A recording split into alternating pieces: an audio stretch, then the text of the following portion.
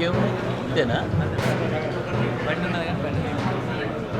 అదే ప్రెస్ మీద నోటేదే.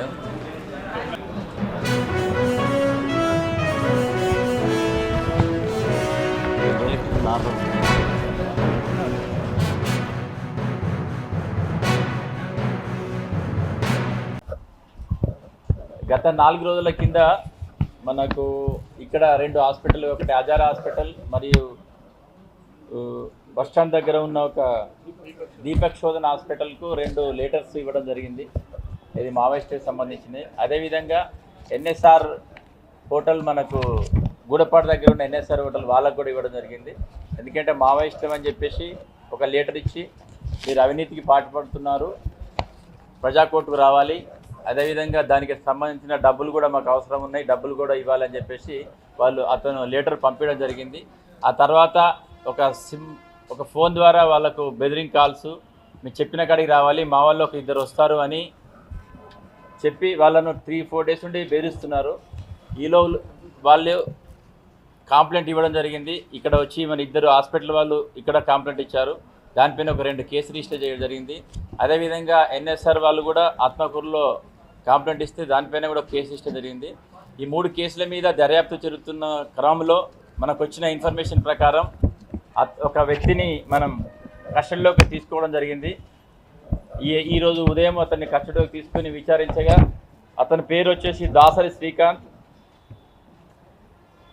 గొల్లపల్లి గ్రామము, నల్లబెల్లి మండలం. అతను ప్రైవేట్ ఎంప్లాయీగా చేస్తాడు. అతను 25 ఇయర్స్. నల్లబెల్లి మండలంకి ఇంతకుముందుకు కొంత ఎక్స్ట్రీమిస్ట్ ప్రభావం ఉండేది. అట్లా అతనికి ఎక్స్ట్రీమిస్ట్ ప్రభావాలు ఉన్నాయి. దానిలో భాగంగా ఈజీగా మనీ సంపాదించవచ్చు అనే ఉద్దేశంతో ఒక నకిలీ లెటర్ ప్యాడ్ తయారు చేయించాలనే ఉద్దేశంతో అతనికి దోస్తానైన ఒక ఫ్రెండ్ యొక్క జాల్ని మహేష్ అనే అతను, వరంగల్ చెందిన అతను ఏంటంటే మన ప్రింటింగ్ ప్రెస్ తయారు చేసి అవి కార్డ్ షీట్లో కొట్టిస్తూ ఉంటాడు. అతని దగ్గరికి వెళ్ళి ఈ విధంగా మనం చేద్దామని చెప్పేసి ఇద్దరు అనుకొని దానిలో భాగంగా ఒక మావోయిస్ట్కి సంబంధించిన లెటర్ ప్యాడు, అది భారత కమ్యూనిస్ట్ పార్టీ మావోయిస్టు చెర్ల శబరి ఏరియా కమిటీ అని చెప్పేసి ఈ విధంగా ఒక లెటర్ ప్యాడ్ కొట్టించి దాదాపు ఒక 70 వరకు మేము రికవర్ చేయడం జరిగింది. ఇందులో వీళ్ళకు ఫస్ట్గా 3కి ఇచ్చుతో ఇమీడియట్గా ఎఫ్ఐఆర్ చేసి దర్యాప్తులో మనం వీళ్ళను 2ని కస్టడీ తీసుకొని విచారిస్తే వీళ్ళంతా నకిలీ నక్సలైట్లు అని చెప్పేసి మనకు తెలిసింది. దానిలో వాళ్ళని ఈరోజు మనం అరెస్ట్ చేసినాము. వాళ్ళ దగ్గర నుండి మిగతా ఒక 70 వరకు ఈ లెటర్ ప్యాడ్స్, తర్వాత ఒక 2 అంటే అతను సెల్ ఫోన్ ఏది యూజ్ చేశాడు, ఏ సిమ్ తోటి అతను బెదిరించాడన్న ఆ సిమ్ను, అది సెల్లు, తర్వాత వాళ్ళు చేస్తున్న 2 సెల్ ఫోన్లు, తర్వాత అది ఎందులో నుండి ప్రింట్ తయారు చేశారు అనేది ఆ సిపియు కూడా సీజ్ చేయడం జరిగింది. వాళ్ళు వాడిన వెహికల్ కూడా సీజ్ చేయడం జరిగింది. ఈరోజు వాళ్ళని అరెస్ట్ చేసి రిమాండ్కి పంపిస్తున్నాము. Thank you.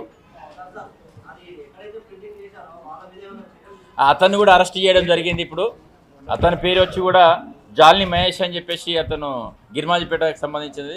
అది ఏ ప్రింట్లో దానిలో మనం సిపిఎస్లో కంప్యూటర్ కూడా సీజ్ చేయడం జరిగింది. ఎందుకంటే మనకు ఎవిడెన్స్ కూడా అందులో దొరికింది కాబట్టి దాన్ని కూడా సీజ్ చేయడం జరిగింది. ఇంతకుముందుకు వీళ్ళ మీద మనకు దర్యాప్తులో క్రైమ్ మొత్తం లేదు, ఇదే ఫస్ట్ క్రైమ్ వాళ్ళు. ఇప్పుడు వీళ్ళ పైన 3 కేసులు రిజిస్టర్ అయినాయి. 3 కేసుల్లో మనం రిమాండ్ చేయడం జరుగుతుంది.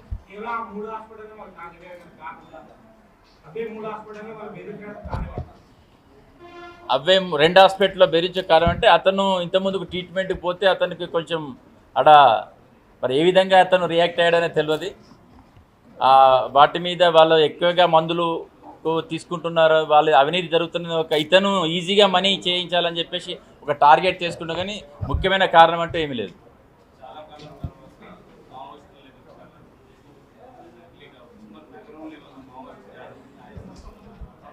నగరంలో కానీ మన తెలంగాణలో కానీ మావోయిస్టు ప్రభావం లేదు.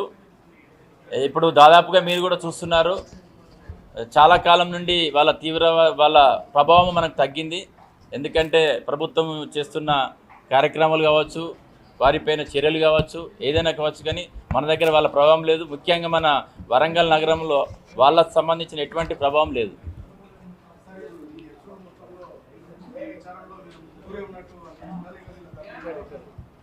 మనకు విచారణలో ఇప్పటి వరకు ఇద్దరే అని తేలింది, ఇంకా విచారణ కొనసాగుతుంది. Okay, thank you. తర్వాత ఓన్లీ ప్రింట్ వాళ్ళకు